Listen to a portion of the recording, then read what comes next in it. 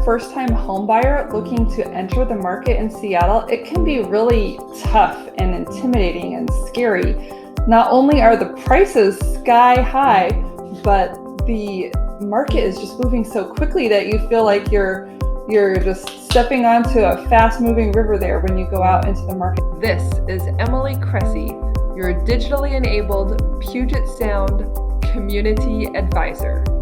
Just take a look at this message that one of my YouTube watchers sent me. She said, I saw your videos and I really appreciated the information.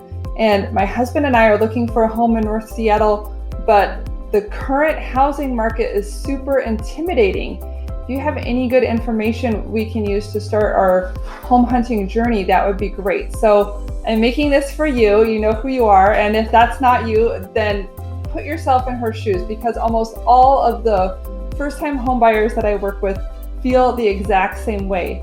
So let's start with this. I put together this infographic for you, the path to home ownership. And it starts with the idea of saving money for a down payment. And it's so frustrating because it takes you a while to save, years in some cases. But the more you save, the more the housing market appreciates. At least that's been the case, right? And it's like you're chasing a moving target. It's hard to catch up. So the first thing that I want to bring up here is that you do not have to have a full 20% down, which is such good news. I mean, if you're even a starter house in North Seattle at $500,000, it's going to take $100,000 to get 20% down payment. It's just a lot to come up with all at once. So some people do it. They have friends or family or parents, and some people have a high-paying job and they do it that way. Some people are selling a house somewhere else and they do it that way. But for the ordinary person who's been renting and trying to save to get into their first place, there are a lot of programs that can help. You do not have to come in with a full 20% down payment. In fact, I am in the process of closing a deal with some buyers who are using a VA loan. They had veterans benefits and they're doing a loan with no money down, which is incredible. So the first thing that I would recommend is, as you're saving, I know it seems early and it seems premature, but if we can get you to talk with a lender, that will be really helpful for you to understand what kind of programs, even grants, might be available and what the numbers would look like if you did not save for a full 20% down. And by the way, remember, you also have to have some money for closing costs, and they don't want you to use up your last dime. They want you to have still money in the bank after you close. So let's get you, it seems early and no one wants to because it seems like boring paperwork type of stuff, but talking with a lender can be your greatest asset early in the process because they're like your coach. They say, if you want to lose 10 pounds by the end of 2 weeks, if you want to buy a house at the end of 2 years, here's what you need to do to get yourself ready, to position yourself to be able to meet that goal. And some of my lenders have worked with people for months and months, if not years, 2 or 3 years in some cases, to get them lined up. Step number 2 on our schedule here is to know your credit score. So again, when you talk with a lender, and you can do this on your own as well, but looking at your credit score and see if there are any dings. They want you to have experienced credit. So if you're just moving out of your parents' house and you've never had to pay any utilities, pay any rent, pay any credit cards, you will not have a good credit score because you haven't experienced and proven yourself to be responsible with making payments on things. Dave Ramsey would be very proud of you, but from the perspective of building your credit, what the credit bureaus like to see is that you have taken out credit and you've used it responsibly. One of the most important factors there is paying on time. So even if you have a balance on your student debt or your credit card or your car payment, first and foremost, keep those payments current. And then your lender can give you a perspective on whether it's important to have paid those off or paid those down. They have something called a debt ratio that will help you understand the nuances with any credit fix-up stuff that they'd like to see happen. Step 3, the most exciting step, you get to meet with your real estate agent. That's me, right? So your real estate agent will help coach you through, if you've missed any of the steps, all the things, that's totally par for the course. I will coach you through exactly what needs to happen. So if you haven't done these lender steps first, no problem. I have great people that I work with and I will put you in touch with them. So the real estate agent will help you kind of lay the groundwork and also start looking at houses. Step 4 is to get pre-approved, which if you've already been working with a lender, you may have already done this step, but that's more than just looking at the credit and the savings account. They're starting to go in and confirm your paperwork. What's your job history? How much do you get paid? Any other income sources, alimony, child support, those types of things. They're going to look at your actual paperwork and make sure that if you were to apply for a loan, you found your dream house today, you're going to buy it, that they would be able to get you financed for that. And at this step, it's really helpful because they can actually tell you what your maximum purchase price will be. So they'll say, based on the big picture, we think you can afford to qualify for X. Let's say it's a $600,000 house. So that gives you the bandwidth to be able to say, great, I know I can shop for something up to $600,000. I'd feel a little bit more comfortable shopping for something $550,000. And what I see a lot of people do is they start looking lower because it's more comfortable, but they ease their way up a little bit just because it's human nature. We want the nicest house we can afford. We're going to be there for a long time. And so we're willing to stretch in the early years to kind of get our foot in the door and buy the home we actually want. And it's still something that we can afford.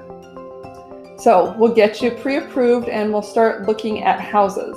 So to find a home, I suggest, and this can happen in the earlier steps as well, check out my website, search.homeprohouses.com, and you can look at all of the houses that are available, and it actually uses artificial intelligence, so cool, to be able to suggest things to you as, if you've been looking for a 3-bedroom home in Lake Forest Park and, there were only 3 available when you looked, if that, it'll come back when new ones come on the market. It will remind you of those. It'll say, hey, there's not a lot in Lake Forest Park. Have you looked at Shoreline? Have you looked at Kenmore? So it'll help you find the type of home that you're looking for. Search.homeprohouses.com. And then on the back end, I will be able to log in and see what you've been loving and make personalized suggestions as well. And if you say, hey, I want to go see that house with 3 bedrooms in Kenmore, then I'll say great, and I'll know which one it is. It'll be easy for us to work together in that way. So research, see how much your $600,000 will get you in Kenmore, how much will it get you in Bothell, how much will it get you in Shoreline.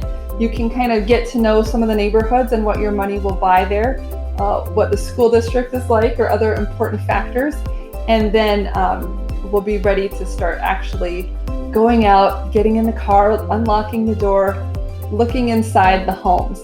What I have found is that you just need to be prepared to act when you find the home that you like. So when the home comes on the market in Seattle, the average days on market is about a week. So you don't have a lot of time to hem and haw and compare it to other things. That's why doing your research online is so valuable. But if a home comes on the market you like, I'll say, let's go look at it today. And typically they'll either be reviewing offers on a first come, first serve basis. I'll say, do you like this one? Do you want to write an offer? If you do, you do. If you don't, you don't, no problem. The other thing is sometimes the seller's agents will say, hey, we don't want you buyers to feel rushed. We're going to give you a full week. We're going to review offers at the end of the week. So in that case, we'll say, hey, we've got until Monday to get our offer in. So we can look at this one, we can look at a couple others, and we can compare, and then we'll write the strongest offer we feel comfortable with if we feel it's going to be a competitive buying situation. Sometimes it is, sometimes it isn't. We've got a lot of strategies to deal with that. But it's just that by the time we go out to look at houses, you want to be in a strong, confident position that you know the market and you know what you're going to be offering. If you want to do some of that research in person, I'm happy to take you out for a couple of weeks. We can see what the market's like in person if you haven't been able to narrow it down sufficiently online.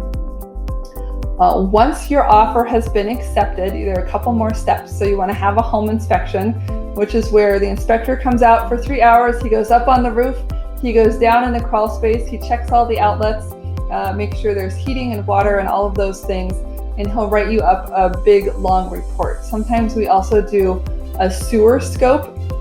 Sometimes if there's like tree roots growing into the sewer pipes, it can create problems with the sewer that's on your land going from your house to the street. And that can be expensive to repair. So sometimes we have those inspections as well. Assuming that goes well. If it doesn't go well, you can always renegotiate and figure out what you and the seller want to do to compromise on that, or you're okay to walk away.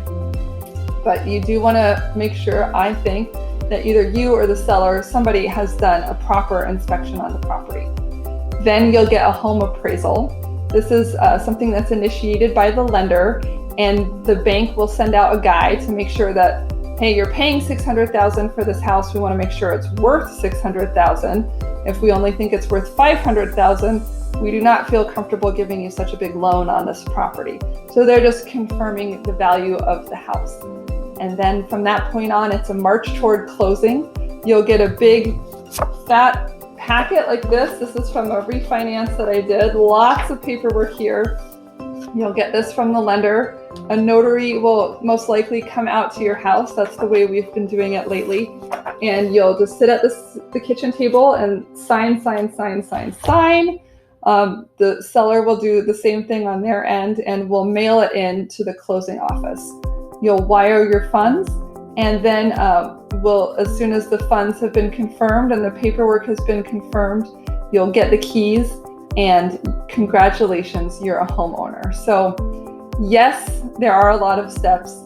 Yes, the market is moving fast and it can be intimidating, but I'd be more than happy to speak with you on the phone or do a Zoom call, and we'll go over these steps together. We'll find out where you are in the process, and we'll just figure out what the very next step is for you. Rather than getting overwhelmed by looking at the whole thing, the confused mind says no, the confused mind says stop. So rather than doing that, we're just going to look at a small piece of the process and get you on to the next step, whether that's with me, a lender, or somebody else.